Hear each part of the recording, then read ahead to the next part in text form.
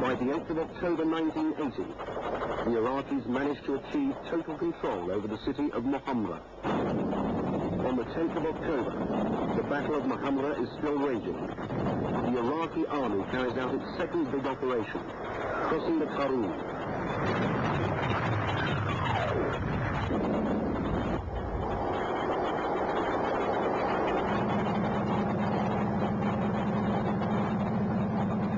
Advanced units brought over on rafts secure a bridgehead.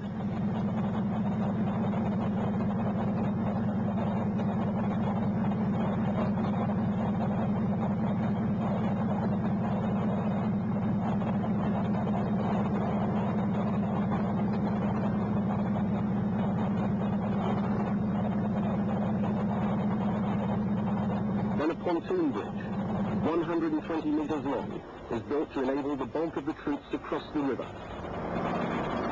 Foreign military observers admitted that from the military and technical point of view, the crossing was unique.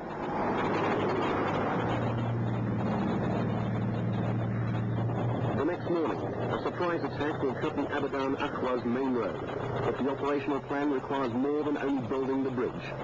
In enemy territory, the roads are inadequate. New roads have to be constructed to allow tanks, heavy guns and equipment to advance.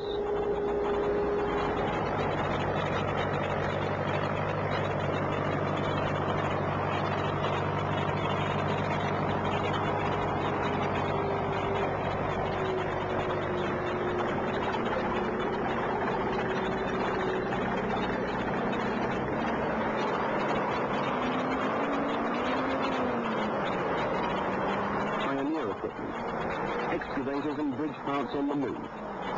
After crossing the Karun, the Iraqi army prepares to cross another natural barrier, the Bahamshir River.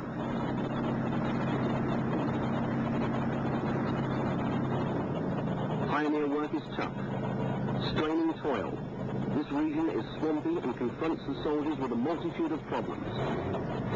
But in the end, the Iraqis manage to surmount them. The Bahamshir River is no longer a barrier.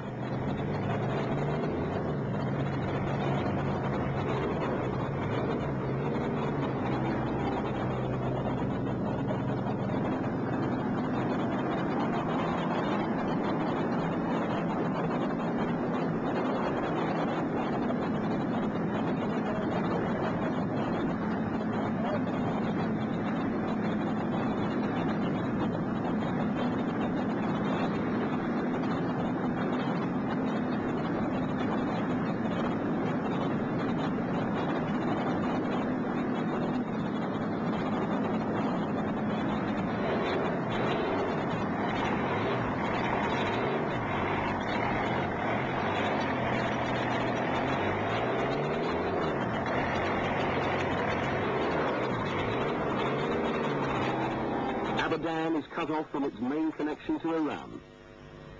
This operation is not intended to enter Abadan, but to hit it, and to hit it hard.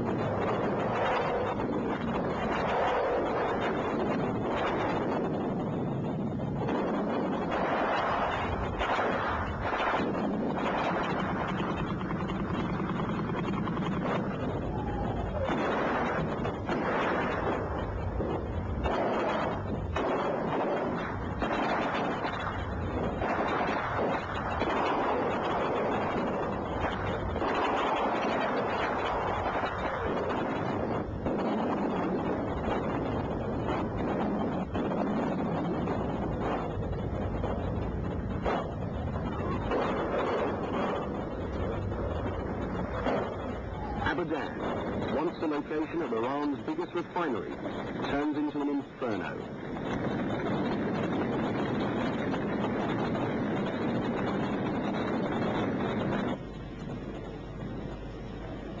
United Nations, the non-aligned movement and the Islamic Conference tried again and again to mediate a ceasefire. Iraq always assents to the appeals for peace, but Iran's rulers always reject them. Pakistani President Zia-ul-Haq visits Tehran and meets Bani Sadr.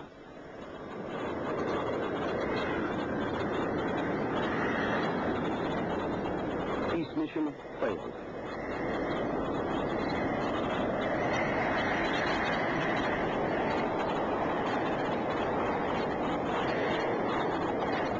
Bani Sadr appointed president, Khomeini style.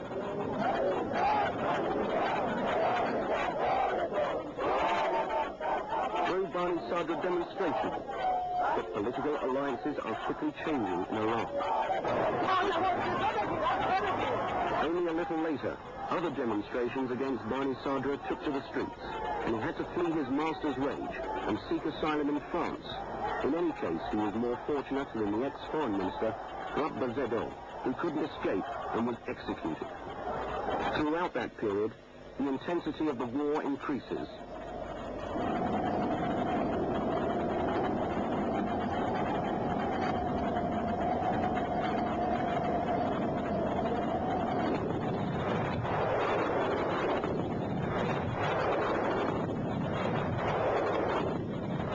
These mountains form a natural barrier between Iraq and Iran. They extend up to the Turkish borders. Although these mountains are not suitable for large-scale military operations, the Iranians waged a huge offensive in November 1981 in the areas of Samar and Gilan West, and that offensive did not achieve its goal.